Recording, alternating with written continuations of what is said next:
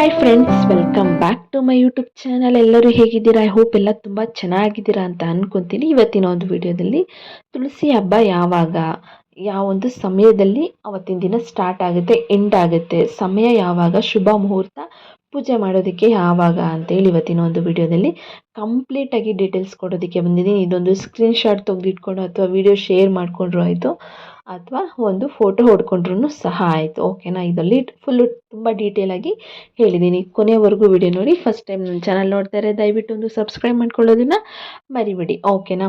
ಇವತ್ತಿನ ಒಂದು ವಿಷಯದಲ್ಲಿ ಏನಂದರೆ, ತುಳಸಿ ಅಂತಂದರೆ ನಮ್ಮ ಹಿಂದೂ ಒಂದು ಸಂಪ್ರದಾಯದ ಪ್ರಕಾರ ಅದೊಂದು ಲಕ್ಷ್ಮೀ ಸ್ವರೂಪ ಅಂತಲೇ ಹೇಳ್ಬೋದು. ಓಕೆನಾ? ನಿಮ್ಮ ಮನೆ ಮುಂದೆ ಸೊಂಪಾಗಿ ನಿಮ್ಮ ತುಳಸಿ ಗಿಡ ಏನಾದರೂ ಬೆಳೆದಿದ್ರೆ ನಿಮ್ಮ ಮನೆಯಲ್ಲಿ ಯಾವುದೇ ಒಂದು ನೆಗೆಟಿವ್ ಎನರ್ಜಿ ಬರೋದಕ್ಕೆ ಯಾವುದೇ ಒಂದು ಅವಕಾಶ ಇಲ್ಲ.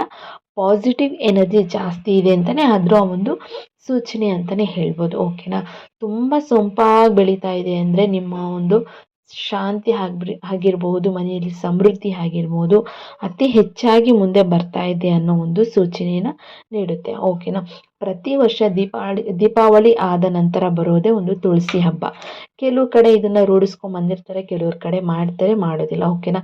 ಮಾಡೋರಿಗೆ ಇದೊಂದು ಬೆಸ್ಟ್ ಬಂದಿರುವಂಥ ಒಂದು ಕ್ಯಾಲೆಂಡ್ರು, ಪಂಚಾಂಗದ ಪ್ರಕಾರ ಬಂದಿರುವಂಥ ಒಂದು ಟೈಮಿಂಗ್ಸು ಮತ್ತು ಯಾವ ಒಂದು ದಿನ ಎಂಡ್ ಆಗುತ್ತೆ, ಪ್ರಾರಂಭ ಆಗುತ್ತೆ ಅಂತ ಇವತ್ತಿನ ಒಂದು ವಿಡಿಯೋದಲ್ಲಿ ತಿಳಿಸ್ಕೊಟ್ಟಿದ್ದೀನಿ. ಈ ವರ್ಷ ಬಂದಿರೋದು ನವೆಂಬರು ಭಾನುವಾರ 2ನೇ ತಾರೀಕು ಬಂದಿದೆ. ಓಕೆನಾ?